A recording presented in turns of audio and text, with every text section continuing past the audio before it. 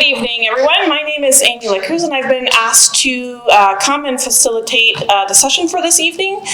We do have a short presentation that we're going to run through, and after that we'll save questions to the very end so that we can give a chance to just get through the information.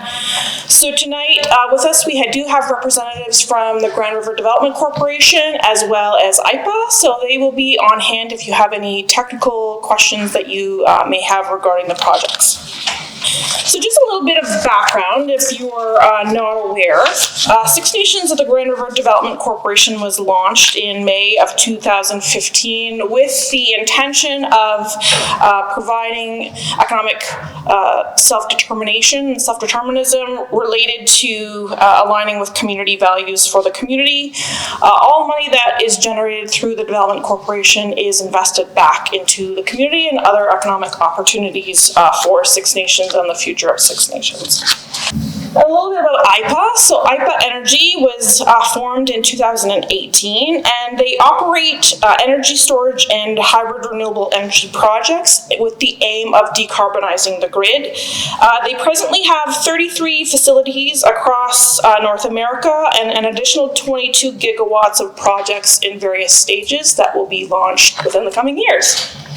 So just a little bit about battery storage and the technology with battery storage. So battery storage is just like any other battery that you may use in household or other devices where it stores energy for future use. The systems are designed to capture renewable energy generation through renewables like wind or solar or hydroelectric, anything of that sort.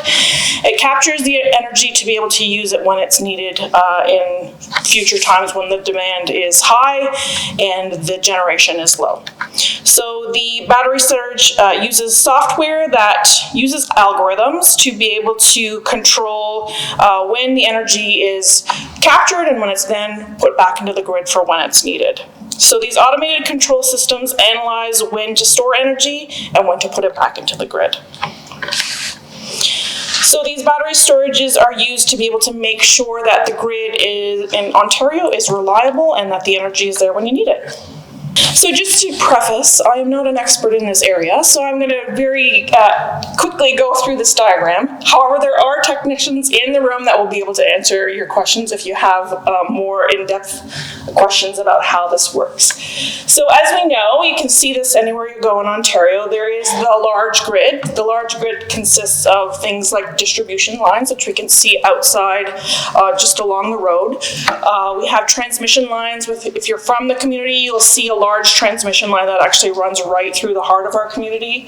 And these transmission lines connect to energy projects that are throughout all of Ontario and throughout Canada as well. So this energy comes in, it's then distributed to a substation and a transformer. So it actually at that point in time is converting high voltage energy into lower voltage energy to be able to be then inverted and stored into the battery. So the way that this system works is that it comes in the same way that it goes out. So once the energy comes in, it gets stored, and again, going back to that concept of the algorithm will tell within the IESO system that the energy is needed, and it draws the energy back out from that battery storage. Again, I'm not the expert here, so if you have further questions, there are people on staff to be able to answer your questions more. So we're here tonight to talk about two projects that are in the works. The first one is the Hedley BESS project, and the second one is the Elora BESS project. So the Hedley BESS project is looking to deliver 211 megawatts of nameplate capacity storage into the grid. And the location of this is actually just in between Hagersville and going out towards Port Dover, located in Jarvis at Walpole and Yule Road. And we did want to note that the project is in close proximity to community, however, it's not within the Haldeman tract. So we're going to talk in a few slides down about all of the different studies that are required for these two projects. However, at this point, I just wanted to talk a little bit about the archaeology specifically related to Hedley. So stage 1 and 2 archaeological assessments have been completed. There were 28 archaeological collections found at the site, and because of this, there has been a stage 3 archaeological assessment has been moved forward, so the studies will continue on. If during that stage 3 it's determined that a stage 4 is required, then the project will then look to develop a plan to minimize and avoid any disturbances of those finds. And just to point out that Six Nations archaeological monitors have been on site for the entire archaeological process. So on to the Elora BESS project. Again, same concept, 211 megawatts of energy to be stored in the grid and put back into, or stored in the battery and put back into the grid as needed. The Elora BESS project is located north of the community near Elora, so this is at the very top of the Haldeman Tract. It's located 88 kilometers away from the community and is at the intersection of Highway 6 and 2nd Line in Elora. So as with the other project, stage 1 and 2 archaeological assessments have been completed, and at this site there were no identifications of archaeological resources, so there will not be a stage 3. However, archaeological monitors were also on site for stage 1 and stage 2 of this project. So on to now a little bit about the two projects themselves. So for both projects, the Six Nations of the Grand River Development Corporation will own 25% of the project, and Aypa will own 75% of the projects. So the two projects were initiated through the IESO, which is the Independent Electricity Systems Operator, under the Long-Term 1 Procurement Strategy, which was directed by the Ministry of Energy. The BESS facilities will help to deliver energy efficiently, and the technologies will help to decarbonize Ontario's energy supply. The intention is to be able to harness energy created through renewables, as I said, when the energy is needed. As we know, the wind only blows when the wind blows, and the sun only shines when the sun shines. So you can collect it during that time and then be able to use it when it's needed, when those aren't being created. So the chosen EPC, which is the engineering, procurement, and construction contractor, will use all reasonable efforts to hire Indigenous applicants who meet the qualifications to work on both projects, and will be looking to engage Indigenous businesses such as ASICS for project-related services. So as I talked a little bit earlier, there are a number of different studies that are needed to be able to move forward with the project. So here's a list of some of them now. So the land use review has been completed. The natural heritage site assessment has been completed. The topographical survey has been completed. The agricultural impact assessment is underway. Noise assessments are underway. The archaeological assessments, as we talked about earlier, are completed for Elora and underway for Hedley. The storm management plan is underway, and the cultural heritage screening is up and coming. So again, if you have any further questions related to any of these studies, they will be available for view on SN Future, and then we also have the technicians here to answer any questions tonight. So at this time, I'm going to ask Brian Fisk to come up and talk a little bit about fire and risk related to the project. Thank you, Ryan. You're welcome. Good evening. My name is Ryan Fink. I work for Fire and Risk Alliance, which is a fire protection engineering firm. They do a lot of the studies, plume modeling, fire protection, fire detection systems for these systems.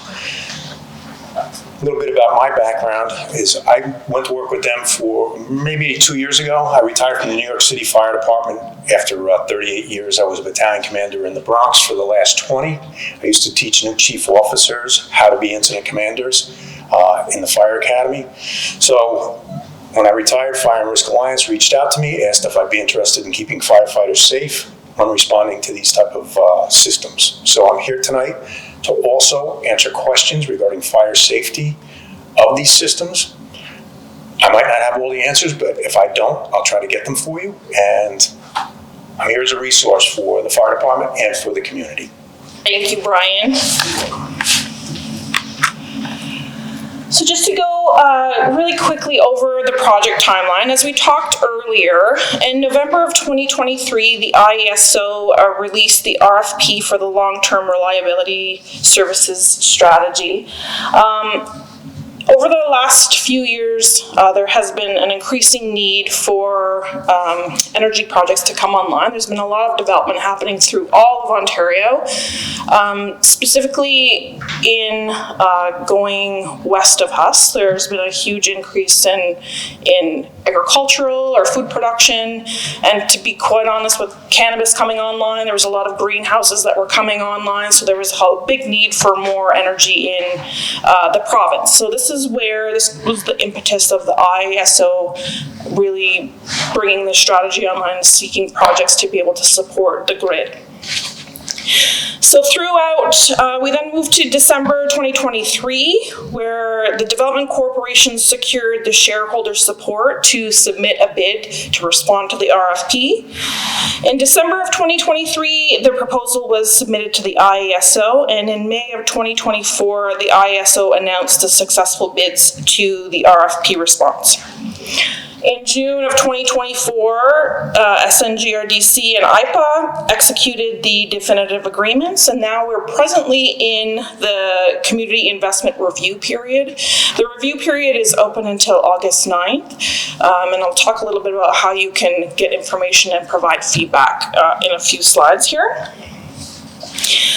So between now and into April of 2027, those lists of technical studies that we had talked about earlier will be being completed, and the Hedley and Elora projects are expected to be commercially operated by May of 2027.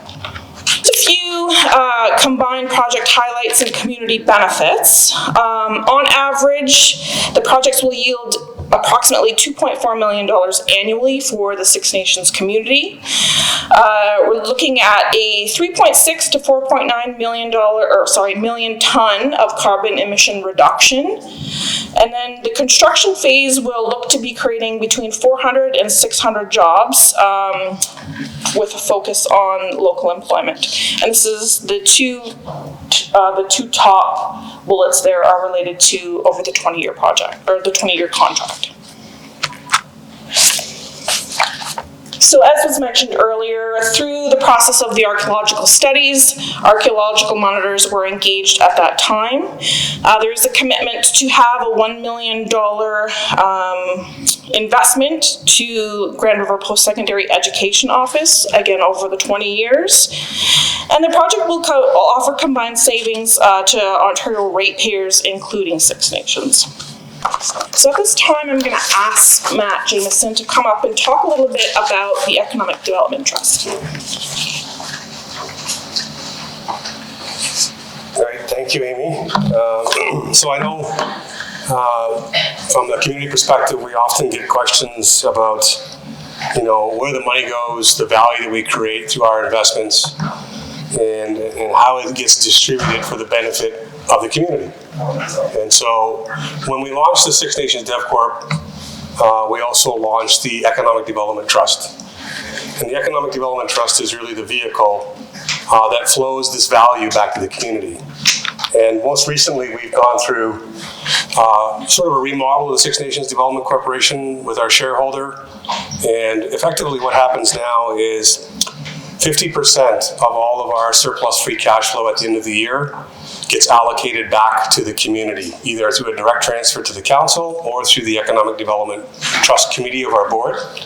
The other 50% is retained by the Development Corporation for reinvestment purposes, so we can continue to invest in projects and grow our asset base and create those future returns that we're all looking to generate for our future generations.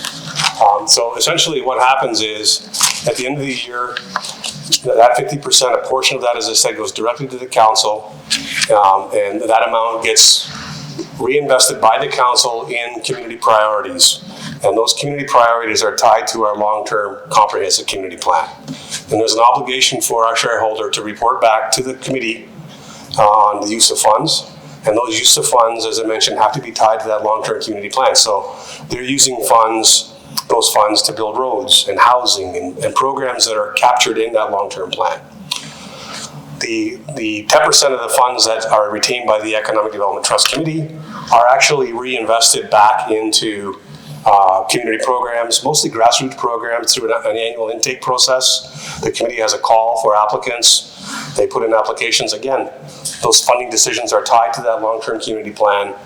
That trust committee has a tough decision at times because it's a finite amount of funds and we don't always have enough money to meet the demand. And so they have a tough decision to make, how those funds are allocated. But we're really proud of the quantum or the total impact that we've been able to generate as a community development corporation since we launched this thing in 2015.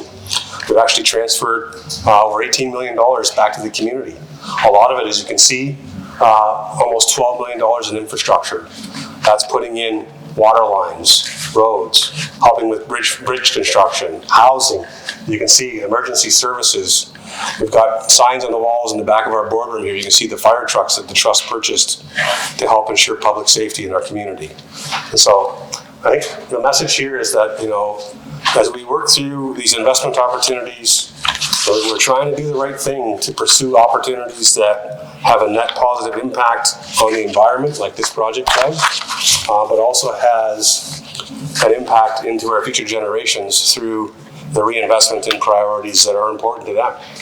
And so we're quite proud. So in 2023, as an example, the total EDT, Economic Development Trust transfer back to the community is $1.6 million. Went to Public Works for water main extensions to connect homes in our community who don't have access to water. I think there's hundreds of millions of dollars of infrastructure required in our community, so it's an endless need for funds to flow. We also put over $400,000 into housing in the community, and then other smaller programs like funding for the Seneca Longhouse and the 2 Row on the Grand event in the community. Just a way for us to showcase that what we actually do and the investment efforts that we do carry out are multi-pronged and multifaceted. It's a multiple bottom line approach. It's not all about investment returns, but investment returns are important because they are the catalyst that help us reinvest in the community to enhance the future opportunity for our next generations to come. So I'll turn it back to Amy, and she closes out. Thanks, Matt. So, just to do a bit of a recap, we are in the community investment review process of the project. You can get all information on the project at the snfuture.com website. You can also email any questions or concerns that you have to info@snfuture.com or call the number at the bottom of the screen there. I am going to open up the room for questions. However, I did notice that we had some people come in late, so if you want to come after the questions are done, I'll go through the presentation again with you, okay? So just to open up, are there any questions that you have tonight? Again, I'm not the expert, so I will be calling people up to answer the questions. Yes. Yes. Yeah, I've got a couple of questions. If there's anyone else who wants to ask, I won't ask all at once, but So the first question I had is, the Hedley project currently has 6 sites marked as with cultural heritage value, and I was wondering if these sites, if the future assessment deems that they are too valuable to be built on, what the plan is for the Hedley project and how that will impact the site. Okay, that's a great question. Nadia, do you want to answer that question? Great, thank you. Thank you so much. Before we kick off into the Q&A portion of today's Community Investment Review, I just wanted to acknowledge and thank our partnership with Six Nations of the Grand River Development Corporation. We are grateful for the opportunity to address any questions and concerns. Your questions and concerns are top of mind for us as this project advances. And again, most importantly, everything that we do is in the lens of really serving and supporting Six Nations. But diving into that specific question, I did want to call up my colleague Andrzej Benchik to address. Sure. Thank you so much. So let me repeat the question to make sure I understood the question correctly. Absolutely. So I believe your question was that we have discovered 6 sites as archaeology potential sites. And your question was what the strategy is going forward. Did I understand that correctly? Or? The strategy if the, because you're doing the assessment to properly determine their value. If they are deemed to have significant value, how does that impact the construction at Hedley and the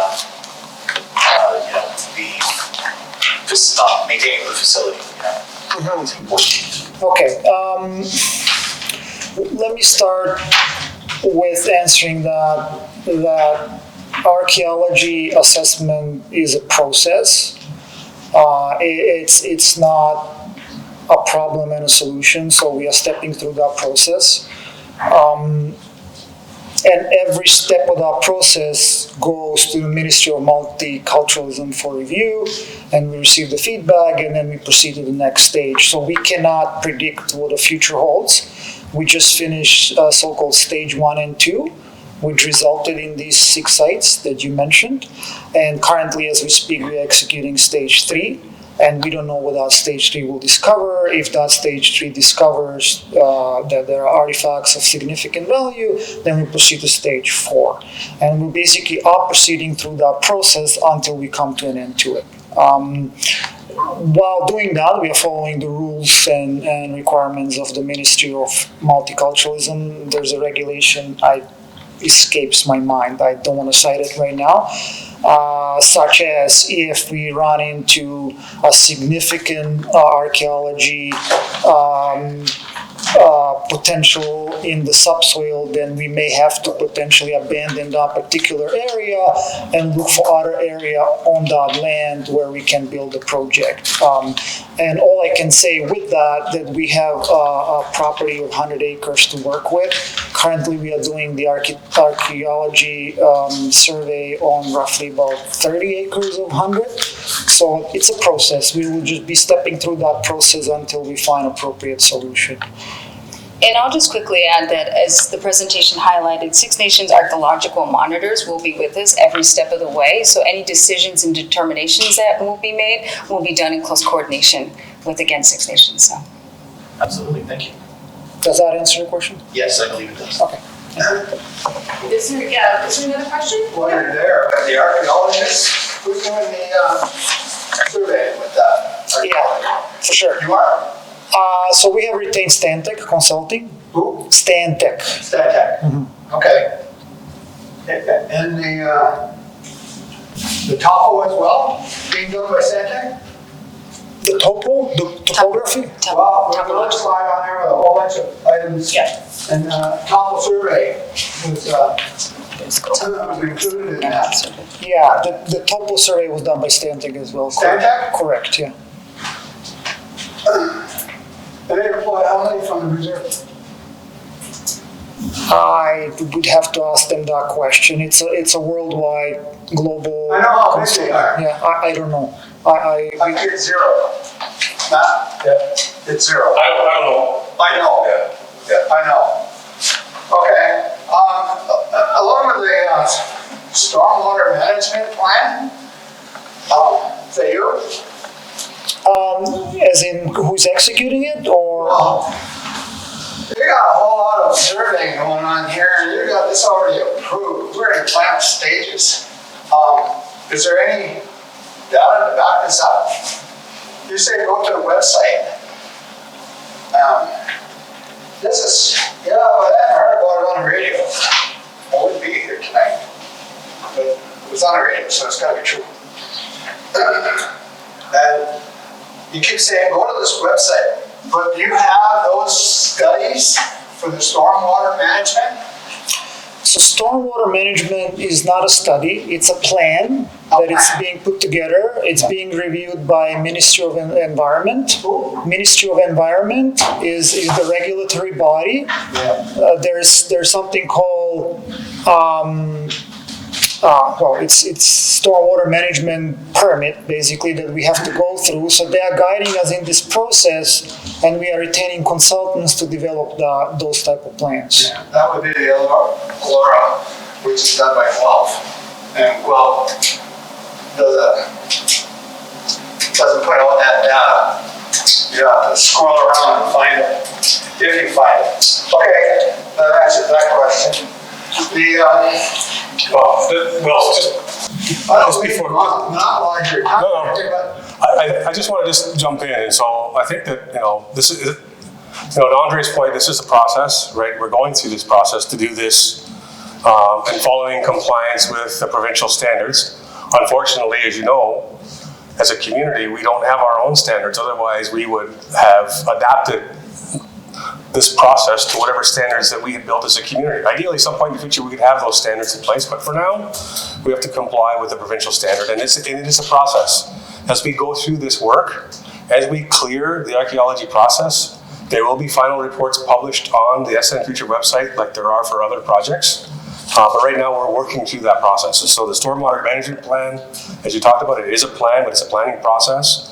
When it's done, it'll be available for public review, and it'll be part of the overall package of disclosure for the material for the project, just like any other project we're involved with. Well, don't forget who's downstream from that project. Yeah. All right.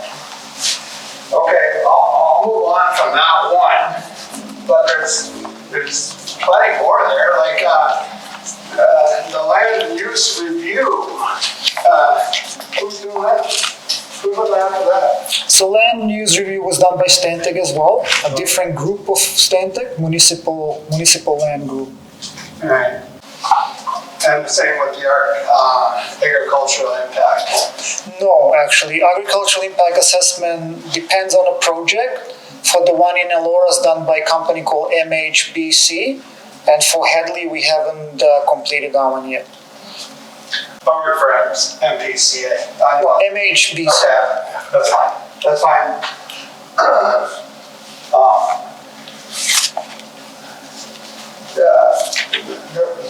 That's all you can answer.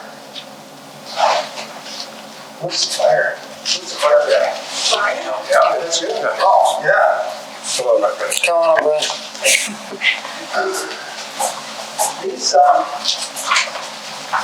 These facilities are placed in the ground. Placed on the ground. They don't go into the ground. Yeah, isn't it a basin? No. What happens when we got a spill?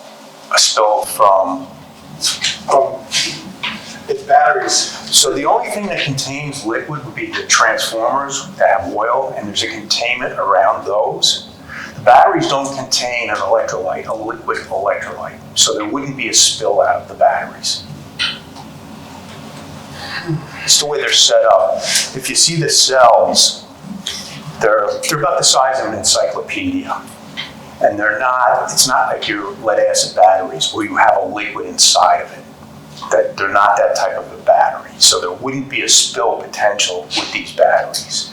Again, the only thing that would have any kind of a fluid in it would be some of the transformers, like transformers you have all around your neighborhoods. They have a cooling oil in them, usually mineral oil, and they have a containment around those in case there is a spill.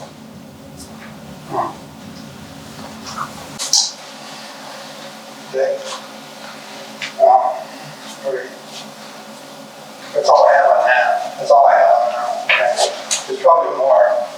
But, Well, if you think of more, I'm a resource. You can reach out to me, and if I can answer it, I will. well, I'm concerned about fire.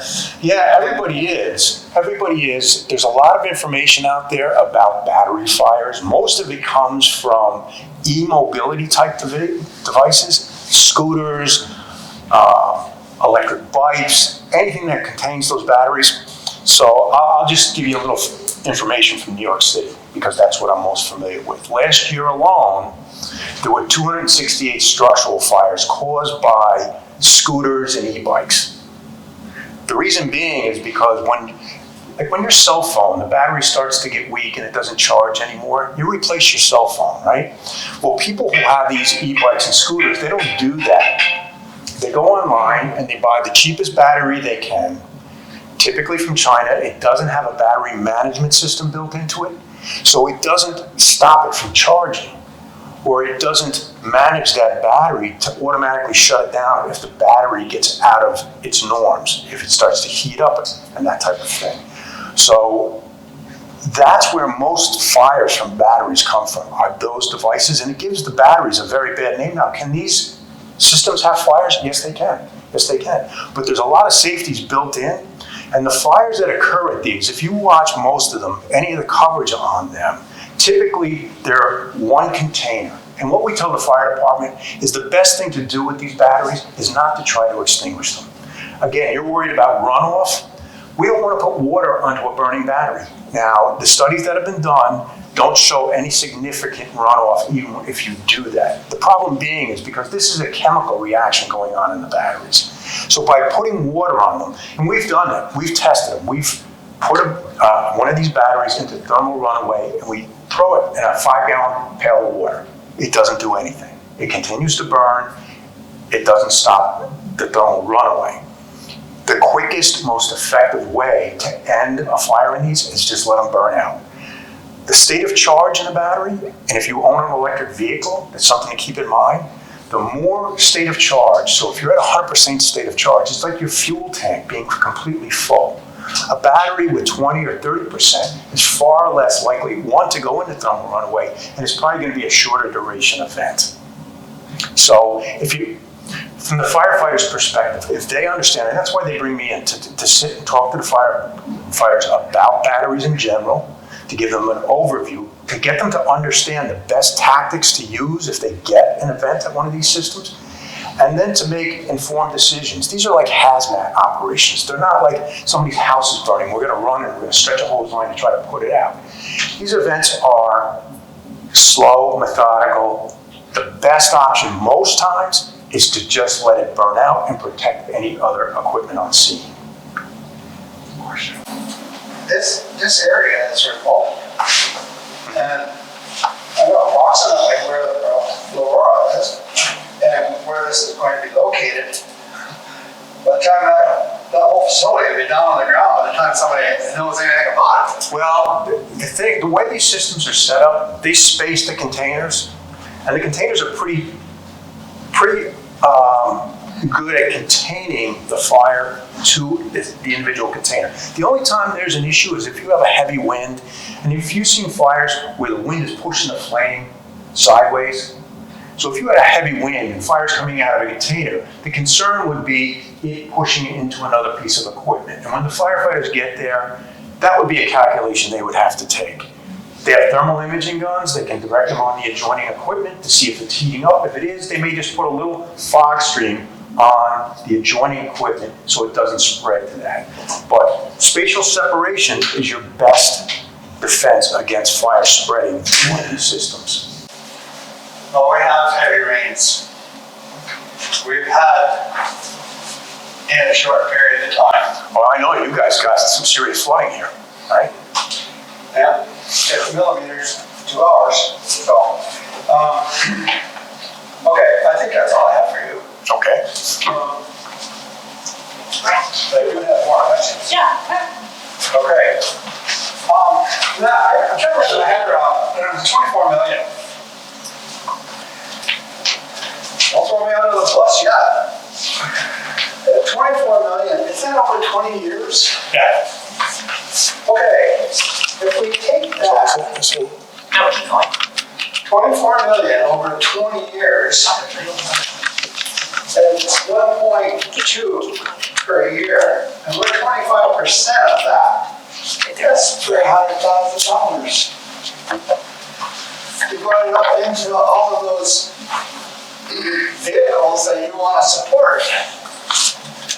Doesn't sound feasible. And this has already gone to the committee that you suggested, the shareholders that support this summit bid. I could be wrong. I hope I'm wrong. I hope there's more money on the table than that. And you can digest that statement for a second.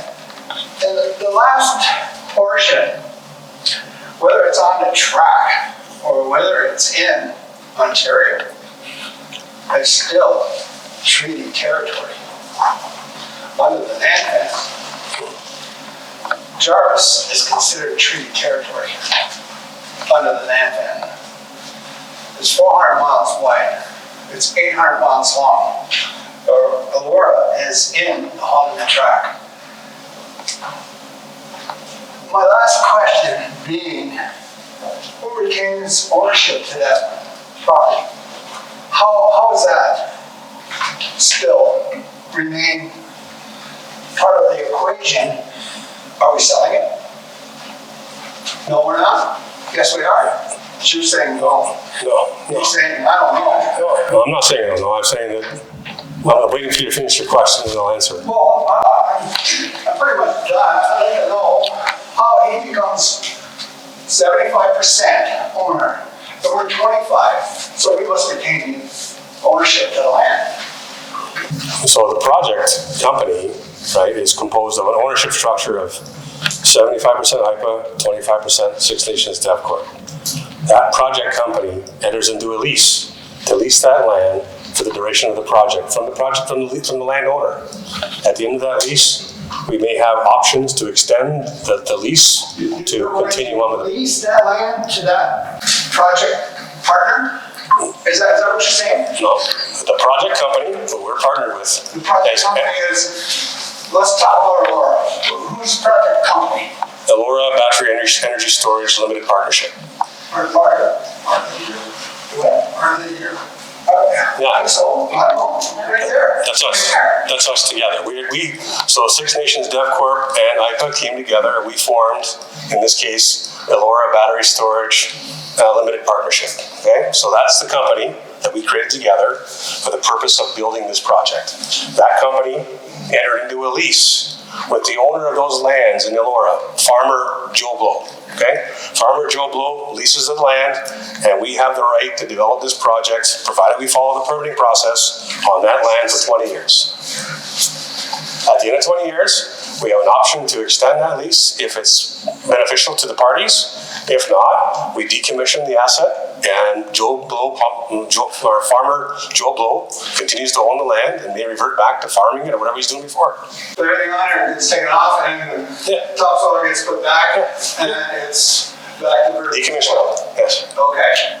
I got one there. I want to know, I see a lot of non-native people.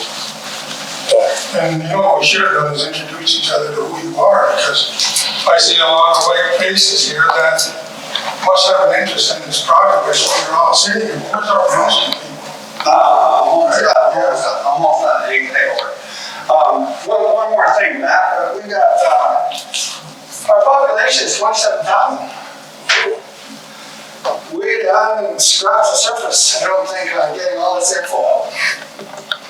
And we need to ramp that up a little bit by getting some more out there. Like you given us, how did you give us here? 15 days from today to put all our comments and questions in, so you can digest them. That's not enough time. You got to go door to door. You got people here that they want to know what the hell's going on. Yeah. You know what, Wilf, I will agree with you that it would be wonderful for us to have, better access to community members and have membership come and participate at these events. It's not for the lack of trying. My staff and this organization have spent hundreds of days in these activities, in these events. In some cases, nobody comes. Okay. We advertise these in the paper, we're in the radio station, we're in the newspaper, we're in social media, we're in the mailbox, post office box. You know what, if you have ideas, I'd love to hear them on how we can get more people out to participate, but it's something we've been puzzled for years on how to get our membership out to weigh in on these important discussions, right? But it's a challenge. Okay, we can go on around all night. I got one more question, that's it, I'll be done. It says here that our hydro bills are going to be reduced. How is that possible when the numbers that I crunched going out to 27,000 people? How are we going to do that? So the way that the energy storage system works in Ontario, it actually provides a reduced power cost to the ratepayer throughout the province of Ontario. And the reason why that happens is, if you think about our electrical system, the way it's been built, it's an antiquated system. It's been here for decades. It was never designed for the tools that we have now, the solar farms, the wind farms, that have this intermittent power generation that happens. Sometimes the wind's blowing, sometimes it's not. Sometimes when the wind is blowing, it's generating this great power, but the grid doesn't need it because there's not enough demand. So that generation is being created and lost, right? And what happens is, there are other times where we need the power. Stelco turns the plant on, for example, wants to run a production line. The wind isn't blowing. Now the system operator, the IESO, needs to manage that demand. And so what they do right now, they turn on a gas plant. And a gas plant has a minimum 4-hour runtime. It takes time to ramp up. It has a minimum runtime and a minimum downtime. That whole window, 4 hours of time, costs money.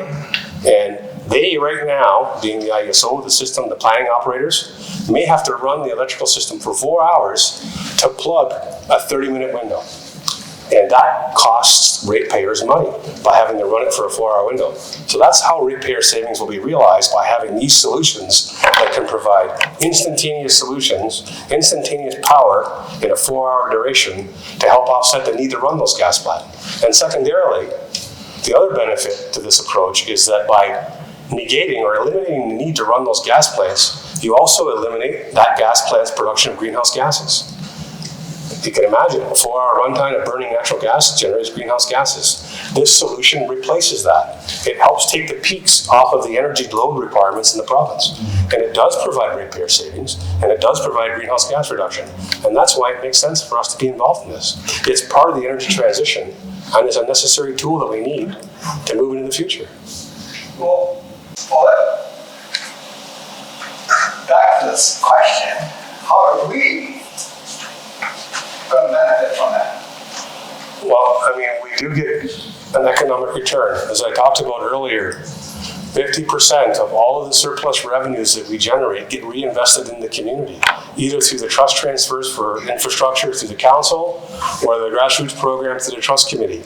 Or the 50% that we retain, we invest in more projects to build an asset base. And if we diversify our asset base like we're trying to do as a development corporation, those assets will become fully diversified in a sustainable, it provides sustainable return for future generations to come. We need to invest in our future. And so the returns that we generate, whether they're sufficient enough or not, they're based on the project economics that make sense. We can make this thing work. It's a worthwhile investment based on the purview of our board of directors and our shareholder. It's got positive attributes for the environment. It provides an investment return that's going to help the community advance into the future. So it does create value for the community. It doesn't result in a personal paycheck to a community member. What it results in is a reinvestment in the community as a whole for an enhancement of public safety and better prosperity for the future.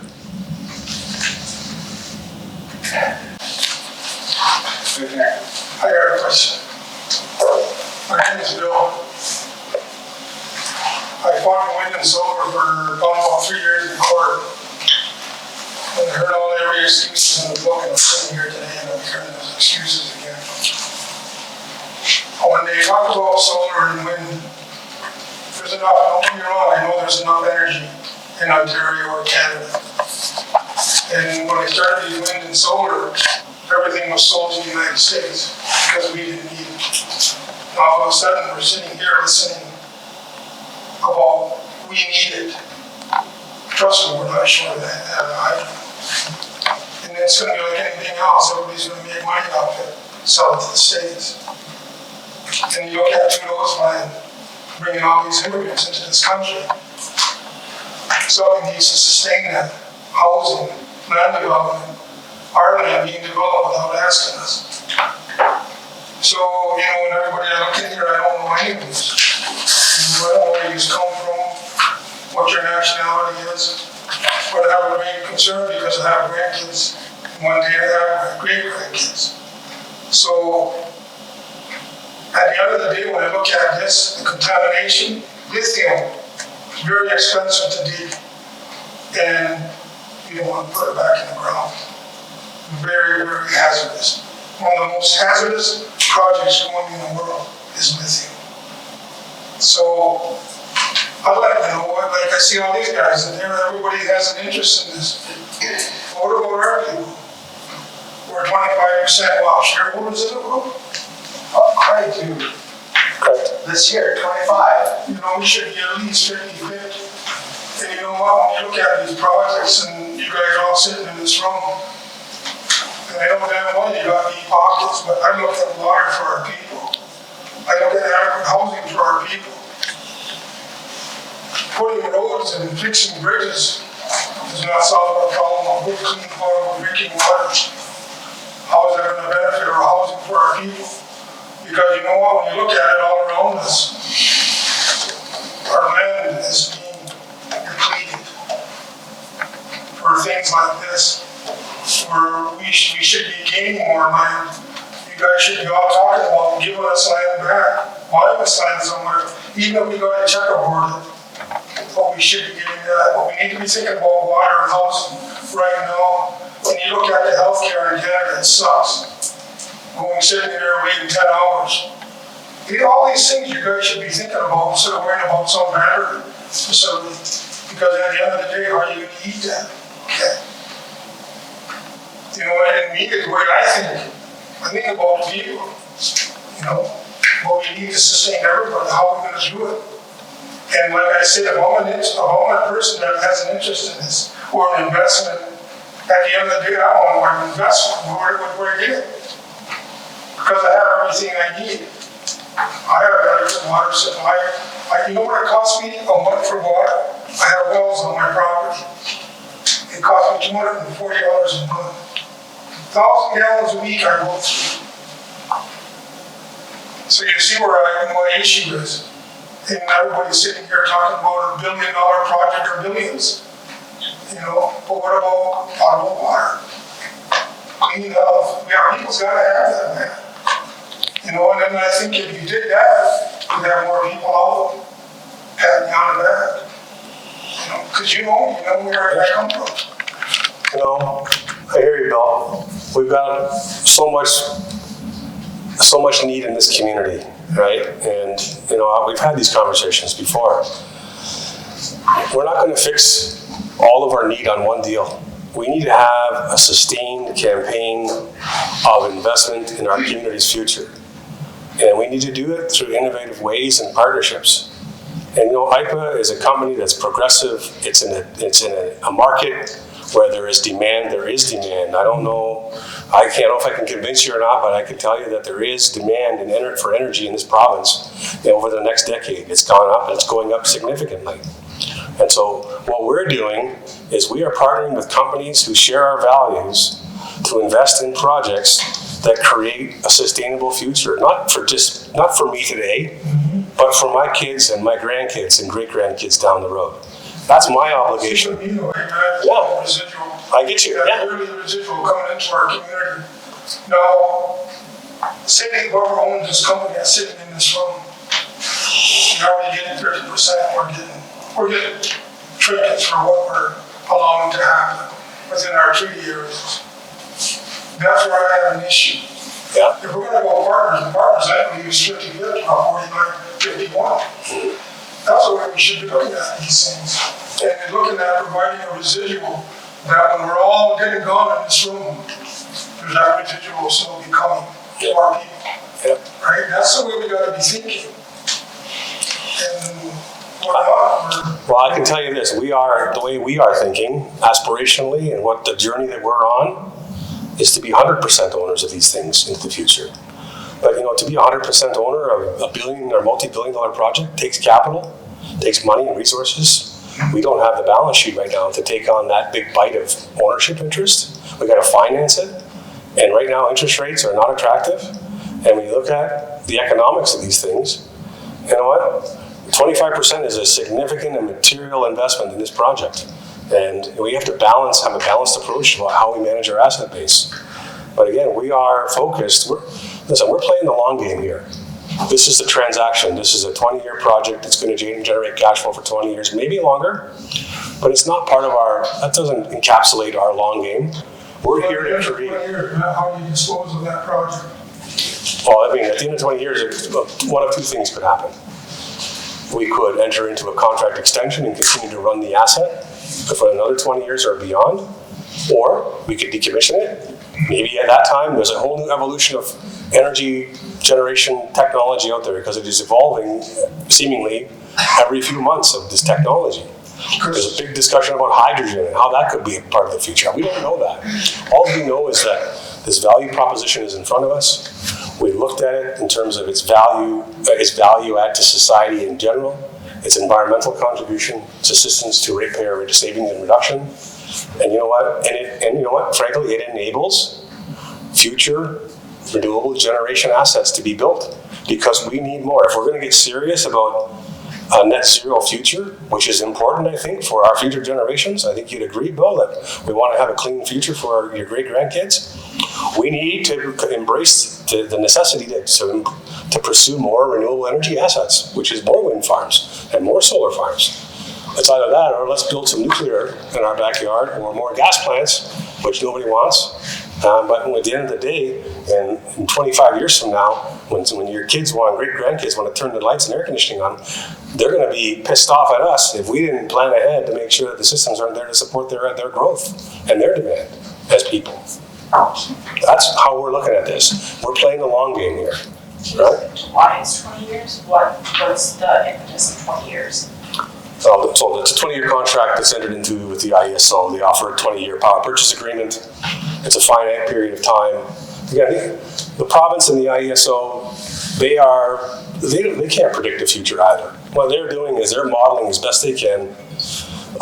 They have reports, and there's a whole bunch of information out there that will show you what the load requirement is for power in the province over the next 20 years. But, frankly, it's a guessing game. So we entered into contracts for 20 years, and somewhere 15 years out, we'll have to sit down and look at whether or not this asset's worthwhile of renegotiating a contract extension, or maybe there's a more sustainable technology that's better than lithium storage, and we get rid of it, and we look at putting something else in its place, or who knows what the future holds, But all we're doing right now is we're latching on to a technology that's a proven technology, it's a safe technology, it's something that's going to unlock opportunity for future generations in a clean, sustainable, responsible way, and it's going to create value for our community. And to me, when you line it all up, it makes a lot of sense. And I think it's the right thing to do. See, when we were dealing with the wind and solar companies that put these wind and solar into the ground, and at the end of the day, when it was all done, they sold off their company, another company. Now, is that what's going to happen with this project? Once it's built and up and running? No. And then when they get their money, just you look at the guys who are building homes. I'll give you a great example. When a guy comes in and says, let's look at Hickorsville Empire Homes. Yeah. He's building all these homes, and he's selling them. But at the end of the day, he walks away. But you know what he forgets to do? Is put the infrastructure in. Who does that fall on? It falls on the county to put infrastructure in. Now the capacity, they don't have the capacity. So I just don't think if you're going to do this thing, that the company that puts it in, and at the end of the day walks away and makes a killing.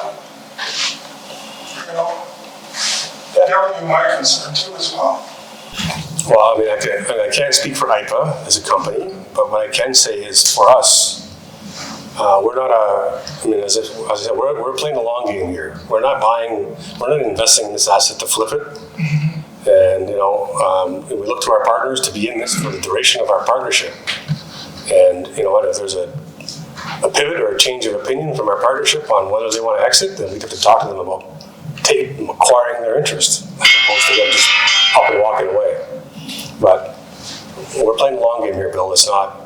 So this lady sitting in front of me is one of the owners. Are you? I work for Aypa. You work for them? Yes. So at the end of the day, when you guys sat down and made this agreement, was there a bonus that somebody had gone and given to Six Nations? A bonus? Yeah, bonus, I mean, right?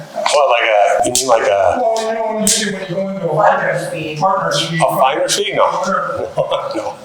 No. Because you don't want to say, if I was on this project and I was filthy rich, I would sit in that and nobody else can eat.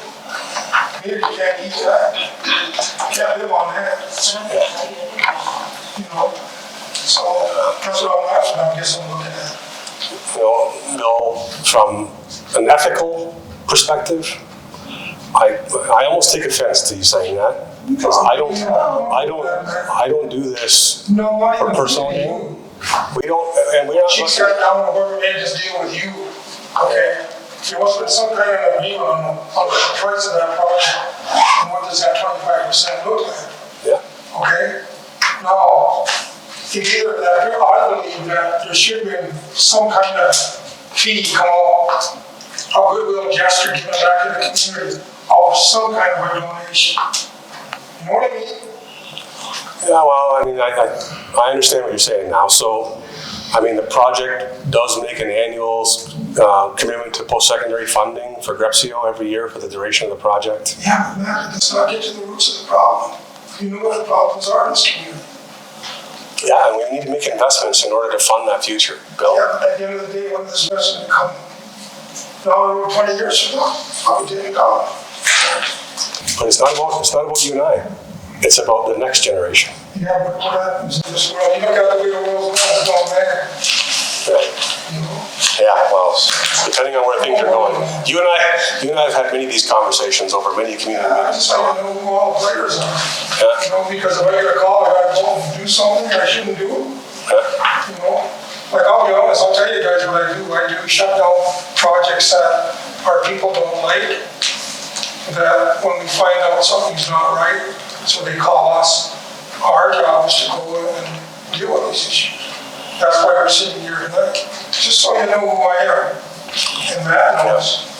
I'm not here to threaten anybody, but it's the reality of it. You know, you're using our treaty lands. So you're using our lands. Respect those lands. And when you're done at the end of the day, clean them up. I think there's, as an investor alongside this company, Bill, it's partly our responsibility to make sure they do exactly that. And we're not going to cut corners with these guys. We're going to make sure that they're compliant and do things in the best interest of our future. And unfortunately, there's lots of activity happening on our land, on our treaty lands, Haldeman or 1701. A lot of it without any of this discussion, without any of those values. It's all happening. It's happening right now, all through the Haldeman tract. And so, you know what? When we have these investment reviews, what we're doing is to share the value that's attributing to the community on an open book basis to disclose to people what's actually happening. There's a whole bunch of stuff happening right now where there's no value to the community, no discussion, no information sharing. Maybe we're not in compliance with environmental standards. Who knows? I think that we as a community need to focus on those things as opposed to the ones that we know that are at least transparent and clear with values flowing to the community that are environmentally responsible. But that's my view. Yeah. So if I could actually maybe prompt some dialogue here. If you, from a community perspective, what would you want to see in a project to make sure they felt secure or comfortable with the project moving forward? If you didn't give them some advice of things to make sure that the project is looking at or adhering to, what would you suggest that they do? I think we need somebody from our community. Let's say somebody like Wilford. He knows all about this stuff, right? To kind of oversee and monitor things and then bring it back to the community on how your project's progressing. That's what we need. We need a watchdog to make sure. That's what I'd like to see, myself personally, so that we can go forward. Real simple. There's only 24 hours in a day. And we do have the monitor program Well, you engaged. watch the monitor, you know what I say about that? That monitor thing is a piece of crap. Because at the end of the day, when they're developing, you send your monitors into the field, they're taking all the artifacts, okay? They're taking away our ancestors' property, in a sense, okay? And they're paid to do it. So at the end of the day, the government says, well, your people will never hear it. Yeah, they work, no, there's no proof. No, those monitors are our people. These are our members of our community acting Yeah, as we know monitors. that, but still, trust me. There is a process out there, and it's used consistently in lands. CLS, they'll give a damn who you are. They'll send them out in the field and they'll come back with a whole shitload of information. He downloads it, puts it right there. 20 years from now, you could go to that same site, that same address, and pull up everything that he found. I found a pole over in the corner. I found a fence post in this corner. I found a marker over here. I found something over here, and they all relate to that drawing. That's the kind of database that we need to collect. On Fifth Line, you put in a water main. It has so many offsets and so many elevations. All those elevations are right here. Oh yeah, in front of the Anderson place down here, took a hell of a dip. I went down 4 feet. So it's all here. It's all there. It's all where anybody. There's 27,000 people here. That's a full-time job you just gave him. For me, I mean, I already got a full-time job. It's called retirement. I'm always using you as an Oh my gosh. But there's people out there that are kicking stones right now that need to learn that. That is a process. And it's not. It's healthy. It creates a paycheck. They get 60% of surveyor's rate to start. They get $46.50 an hour. To stand there and watch me do what I do. And I have to pay it regardless. It's not $16 an hour because the government said so. It's because the OAC said so. Ontario Land Surveyors of Ontario. But I pay it. And whether it's just a pound of steak in it, or whether it's just a